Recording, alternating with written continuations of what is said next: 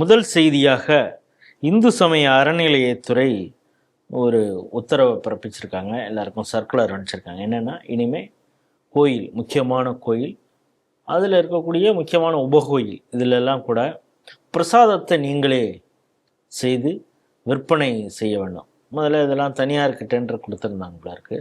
அதில் ரொம்ப டேஸ்டியாக இல்லை, சாதாரணமாகவே பிரசாதத்தில் உப்பு இருக்கா அதை கூட பார்க்கக்கூடாதும்பாங்க. பட்டு யாரோ சொல்லியிருக்காங்க குவாலிட்டி சரியில்லை, டேஸ்ட்டு சரியில்லை அப்படின்னு. அதனால் இனிமேல் நீங்களே செஞ்சு கொடுக்கலாம் அப்படின்னு உத்தரவு போட்டிருக்காங்க. இதற்கு இங்கே இருக்கக்கூடிய ஈஓக்கள் அவங்க எதிர்ப்பு தெரிவிக்கிறாங்க. காரணம் என்னென்னா, அதுக்கான இடவசதி இல்லை, இதை செய்யறதுக்கு ஆள் இல்லை, இதை கொண்டு போய் சேல்ஸ் பண்ணுறதுக்கும் ஆள் இல்லை அப்படிங்கிறது இது ஒரு பக்கம். இந்த எது செய்யணுமோ அந்த வேலையை செய்யாமல் இருக்காங்கிறது. அடுத்தது என்னென்னா, கோயில் நிலத்தை ஆக்கிரமித்து தனியார்கள் வச்சுருக்கிறாங்க. குறிப்பாக இந்த கஸ்பாபுரம், தாம்பரம் பக்கத்தில் இருக்கிறத, அதை ஒருத்தர் 10,000 சதுர அடியில் ஆக்கிரமித்து வச்சுருக்காரு. பக்கத்துலேயே ஒரு சாதாரண மக்களும் சில ஆக்கிரமிப்பு இருக்காங்க. சாதாரண மக்கள் இடத்துல மட்டும் இது கோயில் ஆக்கிரமிப்பு, அரசுக்கான நிலம் அப்படிங்கிறாங்க. ஆனால் இந்த 10,000 ஸ்கொயர் ஃபீட்டில் ஆக்கிரமிச்சவரை பற்றி எந்த தகவலும் இல்லை. அதுக்கப்புறம் கோயில் நிலத்தில் பன்னாட்டு மையம், கலைஞர் பன்னாட்டு மையம் அப்படின்னு, இது கோயில் நிலத்தில் தான் இருக்குதா அப்படின்னு உடனே விழித்து கொண்ட HRNC, நாங்கள் 2 வாரம் டைம் கொடுங்க, நாங்கள் சொல்கிறோம் அப்படின்னு இருக்காங்க. இது குறித்து பொதுநல வழக்கு சந்தானம் அவர்கள் போட்ட அந்த கேஸும் வந்திருக்குது. இதையெல்லாம் எப்படி பார்க்குறீங்க? உண்மையிலேயே சந்தானம் போன்றவர்கள், அண்ணன் TR ரமேஷ் சந்தானம், நம்ம கடலூர் தம்பி வினோத் ராகவன், இந்த மாதிரி பல பேர் பொதுநல வழக்கு, அல்லிக்குட்டை ராதாகிருஷ்ணன், இவங்கெல்லாம் தொடர்ந்து பொதுநல வழக்குகள் போடுறதுனால தான் கோவில்களுக்கு இருக்கக்கூடிய நிலங்கள் கொஞ்சமாவது இன்னைக்கு உயிர்ப்போட இருக்கு. அது கோவிலுக்கானது தான் அப்படிங்கிறத ஆலயம் காப்போம் விஜயசாமி, விஜய் நாராயணன், இவங்க எல்லாம் தொடர்ந்து செயல்பட்டு வர்றதுனால தான் இந்த கோவிலுக்கான சொத்துங்கிறது பாதுகாக்கப்பட்டு அது இறைவனுடைய சொத்தாக இன்றைய வரைக்கும்.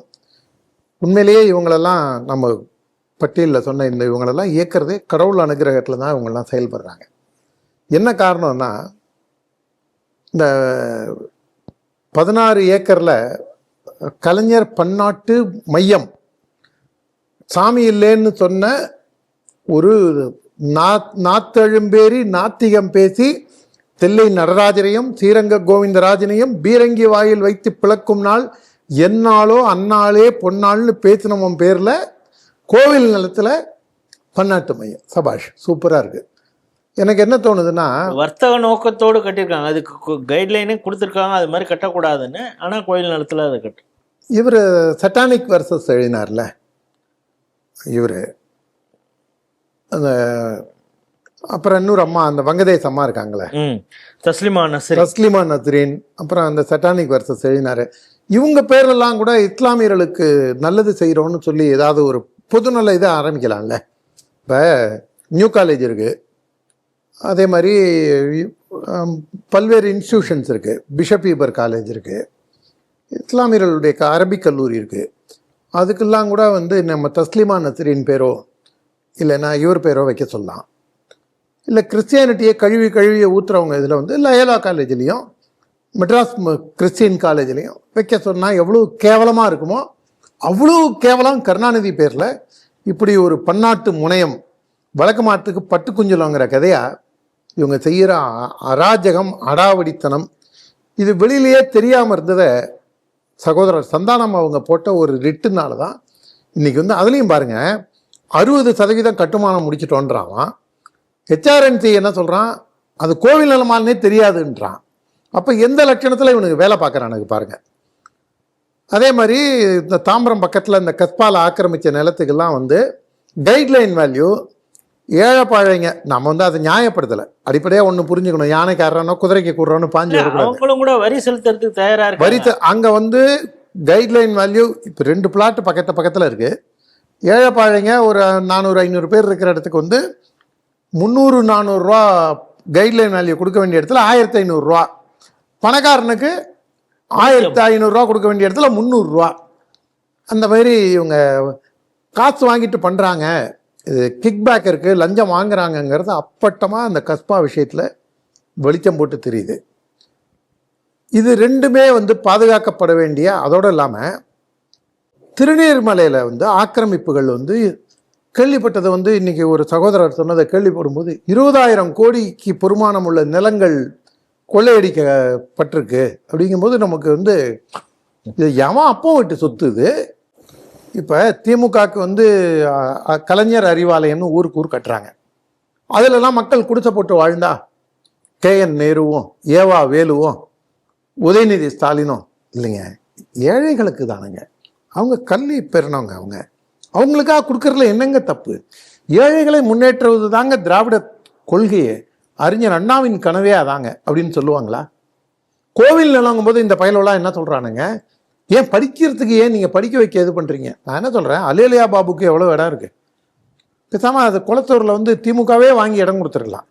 நீங்கள் ஏங்க படிக்கிறத கெடுக்கு? அதுவும் இந்த சன் டிவியில் ஒரு நெறியாளர் குணான்னு ஒரு பையன் இருக்கான் பாருங்க, ஆள் வெள்ளையாக இருக்கானே தவிர கோட்லாம் போட்டு வெளியில் பார்க்குறதுக்கு புறத்தோற்றம் தான் நல்லா இருக்கானே தவிர உள்ளுக்குள்ளே சீழ்பிடித்து புழுநெளியும் மனம் படைத்த ஒரு அயோக்கிய ராஸ்கல்.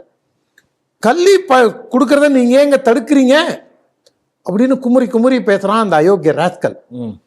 அதாவது இந்துக்கள் எல்லாம் படிப்புக்கு எதிரானவர்கள், கோவில் சொத்து கொள்ளை போவதை தடுக்கணும் அப்படின்னா ஏழைங்களை முன்னிறுத்தி இவன் என்ன பண்ணுறான், பித்தலாட்டத்தனத்தை திருட்டு நியாயப்படுத்துகிறான் இந்த ஸ்கவுண்டரல். நான் கடுமையான வார்த்தை பேசுகிறேன்னு நினைக்கலாம், பார்க்குறவங்க யாராவது நினைச்சுங்க, இன்னும் கொஞ்சம் கடுமையாக கூட பேசணும். அவனெல்லாம் இவ்வளவு சாஃப்டாலாம் பேசக்கூடாது, யூஸ் பண்ணுவான் விஷயத்தை.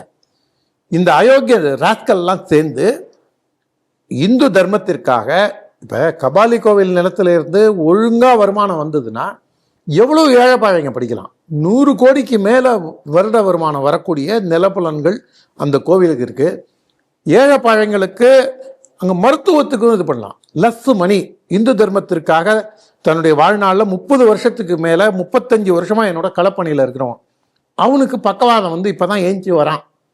இப்போ அவனை மாதிரி எளிய இந்துக்கள், அவன் வந்து ஆதி தமிழன் வகுப்பை சேர்ந்த ஒரு பட்டியலினத்தை சேர்ந்த என் அன்பு சகோதரன், இப்போ அவனுக்கெல்லாம் கஷ்டப்பட்டு மருத்துவ செலவுக்காக போராடி செய்யும்போது அங்கே இந்து சமுதாய மேம்பாட்டுக்காக வேலை செய்த கேசவன் எவ்வளோ, நீங்கள் இயக்கத்தெல்லாம் விடுங்க, நல்ல இந்துக்கள் எவ்வளவு பேர் இந்து தர்மத்துக்காக போராடுறவங்கலாம் இருக்காங்க. கல்விக்காக, மருத்துவ உதவிக்காக, அவங்க வந்து புகலிடம் இல்லாமல் இருப்பவர்களுக்கு ஒரு ஆதரவற்ற ஒரு மையம், இந்த மாதிரி எவ்வளவோ செய்யலாம். ஆனால் கோவில் பணத்தெல்லாம் இந்த பயலு எடுத்து உண்டு கொழுப்பானுங்க. கலைஞர் நூற்றாண்டு மையம் அப்படின்னு ஆரம்பிப்பான். நான் என்ன கேட்குறேன், இதில் இடம் இருக்குங்க, அன்பகத்திலையா? அன்பகெல்லாம் கூட சின்ன இடங்க. கலைஞர் இது கூட விடுங்க, பீட்டர்ஸ் ரோட்ல நியூ காலேஜில் எம்மாம்பெரிய இடம் இருக்கு, ஏன் அதை பயன்படுத்த மாட்டேங்கிறீங்க? MMC கிரவுண்டு அதே மாதிரி தாம்பரத்தில் பெருசா, மெட்ராஸ் கிறிஸ்டியன் காலேஜ் பெரிய இடங்க, அது எடுத்து பயன்படுத்தலாமே. உங்களுக்கு அங்கெல்லாம் கண்ணு உறுத்தாது, உங்களுக்கு இந்து கோவில் மட்டும்தான். பார்த்தீங்களா, இவங்க வந்து வளர்ச்சியை தடுக்கிறாங்க. ஏன் வளர்ச்சிக்கு அப்போ அவங்க துணை இருக்க மாட்டாங்களா? அவங்க வளர்ச்சிக்கு எதிரானவர்களா? அதனால இவங்க வந்து இரட்டை நிலைப்பாறை வச்சிருக்காங்க. நல்ல வேலையாக கோர்ட்டு இதுக்குள்ளே இறங்கி நீ வந்து கமிஷனர் வரணும் அப்படின்னு சொல்லி நேத்திக்கு சொல்லி, கமிஷனரும் வந்து HRNC கமிஷனர், அவர் பேர் கொஞ்சம் வித்தியாசமா, வினய் அப்படிங்கிறவர், அவரும் வந்து எங்களுக்கு டைம் கொடுங்க 2 வாரத்தில் நாங்கள் சொல்கிறோம் அப்படின்ட்டு போயிருக்காரு. ஜாயின்ட் கமிஷனர் அளவில் வந்து இந்த பிரச்சனைகள் தீர்க்கப்படாமல் கோர்ட்டு கூப்பிட்டு இவரையே கூப்பிட்டு நீதி தேவதை ஓங்கி அவர் செவிலியே 2 அறை விட்டவொன்னு தான், இல்லைங்க நாங்கள் வேலை செய்கிறோங்க 2 வாரம் டைம் கொடுங்க இப்போதைக்கு அவங்கள்ட்ட சொல்லிட்டு டைம் வாங்கிட்டு போயிருக்காங்க. அது நடக்குமா நடக்காதாங்கிறது அது only at the time of இது தான் தெரியும், கேஸ் நடக்கும்போது தான். அது ரெண்டாவது, அது ரொம்ப முக்கியமான விஷயம். ஏன் அந்த நம்மளை மாதிரி போட்டதை சாப்பிட்டு போகிறவங்கெல்லாம் உலகத்தில் இருப்பாங்களான்னு தெரில. ஒரு கிளாஸ் தண்ணி கொடுத்தா கூட குறை சொல்கிற பயலெல்லாம் இருக்கிற ஊர் இது, அதை புரிஞ்சுக்கணும். நீங்கள் வெகண்டே நீங்கள் சொல்கிறீங்க, எனக்கு புரியுது. ஆனால் கோவில் பிரசாதம் நீங்கள் சொன்ன மாதிரி அதை வந்து போய் குறைகள் சொல்லக்கூடாது அப்படின்னு இருந்தால் கூட, இப்போ நம்ம திருப்புல்லானி போனோம்னு வச்சுங்க, பார்க்குறவங்க பறக்காவட்டி பயலுக எந்தெந்த கோவிலில் என்னென்ன பிரசாதம்னு செந்தில் லெவலில் நினச்சிக்க போகிறாங்க. திருப்புல்லானி போனால் அருமையான பால் பாயசம் கிடைக்கும். அசோகநகர் ஆஞ்சநேயர் கோவிலில் வடமாலை புளியோதரை, அதே மாதிரி மயிலாப்பூரில் இருக்கக்கூடிய மாதவ பெருமாள் கோவிலில் அக்கார அடித்தல், இந்த மாதிரி பல்வேறு கோவில்களில் ஒவ்வொரு கோவில்லையும் பார்த்தசாரதி கோயில் அப்படியே முந்திரி பருப்புக்குள்ளார அதை நீங்கள் நினைவுபடுத்தினோன்னு இப்போ எனக்கு என்னுடைய டிஎன்ஏவே மாறி என்னுடைய செல்ஸ் எல்லாம் ஆக்டிவேட் ஆகி இப்போ அந்த சக்கரை பொங்கலை சாப்பிட்ணும் போல நெய் அப்படியே சொட்ட சொட்ட அதில், அதுவும் அந்த தையலையில் வச்சு நம்ம நண்பர் ஒருத்தர் கொடுப்பாரு, அடுத்த தடவை வாழை இலையில கட்டி கொடுங்க என்ன, ஏன்னா அப்போ தான் அந்த நெய் சிந்தாது, சூடோட அந்த இது நல்லாயிருக்கும் அப்படின்னு அவர்கிட்ட விண்ணப்பம் வச்சுருக்கேன். இன்னொரு 1 or 2 டேஸில் அதையும் சாப்பிட்டுடணும். அந்த மாதிரி ஒவ்வொரு கோவிலுக்கும் ஒவ்வொரு இது பிரமாதமான விஷயங்கள் இருக்குது. இதை தாண்டி பக்தி இருக்கணும், மனிதர்களுக்கு இருக்கணும், நமக்கும் இருக்கணும். சரி, ஏதோ ஒரு விதத்தில் நம்ம அப்படியாவது கடவுளை போய் கையெடுத்து கும்பிட்றோமே அப்படின்னு நினச்சிப்போம். ஆனால் இந்த பயில என்ன பண்ணுறானுங்க, முன்னாடி டெண்டர் விட்டானுங்க. அண்ணன் டிஆர் ரமேஷ் தான் சொல்லுவார், அது கோவிலா பலகார கிடையாடா, பிரசாத ஸ்டால்னு போடுறீங்க, பிரசாதத்துக்கு வந்து சம்மந்தமே கிடையாது, எங்கேயோ செஞ்சு அங்கே கொண்டு வந்து விற்று. நீங்கள் அதில் பார்த்தீங்கன்னா, நீங்களும் நம்ம டெல்டா பகுதியில் ஒரு இது இருக்கும், அந்த வெள்ளை வெள்ளையாக ஒரு சேவு போட்டு அடுக்கி வச்சுருப்பாங்க தெரியுமா. அப்புறம் பூரியை வந்து இதுக்குள்ளே கண்ணாடியில் வச்சு நீங்கள் அந்த பூரியும் கிழங்கும் சாப்பிட்டோம்னா அருமையாக இருக்கும். நம்ம இந்த பிரசாத ஸ்டாலே கிட்டத்தட்ட ஹோட்டல் லெவலுக்கு இவனை கொண்டு போய் அதுக்குள்ளே ஒரு கண்ணாடி கூண்டு வச்சு அதுக்குள்ளே இருந்து அந்த பிரசாதம் எடுத்து கொடுத்து, இவனுங்க வந்து டிஆர் ரமேஷ் எனக்கு பிரசாத ஸ்டால்லாம் பார்க்கும்போது அவர் சொன்னது தான் ஞாபகத்துக்கு வரும். இப்போ என்ன சொல்கிறான், இப்போ இந்த அமைச்சர் அது நல்ல விதமாக இருந்தாலும் யோசிச்சு கூட சொல்லலாம், இளைஞன் டிஆர் ரமேஷ், இவர் ரமேஷ் ஹெச்ஆர்என்சி அமைச்சர், அவர் தான் மாறு வேஷத்தில் போய் திருச்செந்தூரில் நாளைக்கே அவர்களால் அந்த பிரச்சனையை தீர்க்க முடிஞ்சுதான்னா இட்ஸ் $1 million கொஸ்டின். ஆனால் அந்த அமைச்சர் ரமேஷ் என்ன சொல்கிறாரு, நீங்கள் கோவில்லையே இந்த பிரசாதத்தை தயார் பண்ணி கொடுங்க அப்படின்னு. ஆனால் அந்த கோவிலில் நிர்வாகத்தில் இருக்கக்கூடியவங்க நாளைக்கு வந்து அதுக்கு ட்ரஸ்டீஸ் வந்தால் கூட அதில் பெரும் பிரச்சனை என்னென்னா, முன்னாடி உங்களுக்கு கோவில் உள்ளேயே மடப்பள்ளி இருந்தது, மடப்பள்ளியில் தயாரித்து உங்களுக்கு அந்த நியம நிஷ்டைகளோட அந்த அதுக்கான நெறிமுறைகளோட ஆச்சார அனுஷ்டானங்களோட அதை செஞ்சிட்டு இருந்தாங்க. இப்போ உங்களுக்கு வந்து அந்த பர்ஜாரகன்கிற கான்செப்டே உங்களுக்கு ஆல்மோஸ்ட் எல்லா கோவில்லையுமே அந்த குறுக்களே அந்த ஐயரு அவங்க வீட்டிலேருந்தே சோறு பொங்கி கொண்டு வந்து தான் சாமிக்கு படைச்சிட்டு போகிறாரு. அதையாவது செய்கிறாங்களேன்னு சந்தோஷப்படுற அளவில் இருக்கும்போது இப்போ நீங்கள் இன்ஃப்ராஸ்ட்ரக்சரை டெவலப் பண்ணணும். ரமேஷோடைய நோக்கம் நல்லதாக இருக்கும்போது அந்த நோக்கம் பிரம்மாண்டமான நோக்கம், அது பார்க்கறதுக்கு கூட நீங்கள் அங்கேயே செஞ்சு கொடுக்கலான்னு சொல்கிறது. நீங்கள் அவுட் சோர்ஸ் பண்ணுவீங்களா? அவுட் சோர்ஸ் பண்ணும்போது மாற்று மதத்தினர் உள்ளே வருவாங்களா? உள்ள விபூதியே மாற்று மதத்தில் கொண்டு போய் இது பண்ணுறாங்க. இருக்கு. அதனால வந்து பல்வேறு சிக்கல்கள் இதுலேயும் எதிர்கொள்கிறதுக்கான வாய்ப்புகள் இருக்குது. எந்த வேலை ஆரம்பித்தாலும் அதில் பிரச்சனைகள் வரதான் செய்யும். ஆனால் அதை ஸ்மூத்தாக கொண்டு போகிறதுல தான், நிர்வாகத்தை கொண்டு போகிறதுல தான் அவருடைய திறமை அடங்கியிருக்கு.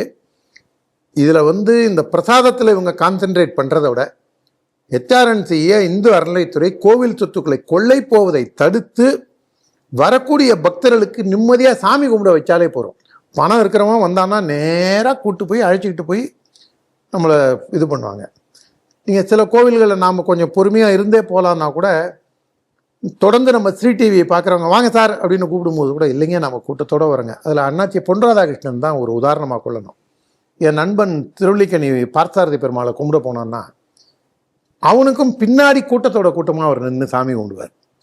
அவங்க பார்த்துட்டு கூப்பிட்டா கூட அவர் தயங்கி தான் போவார். அதுதான் ஒரு சரியான பக்தனுக்கான மனோநிலை.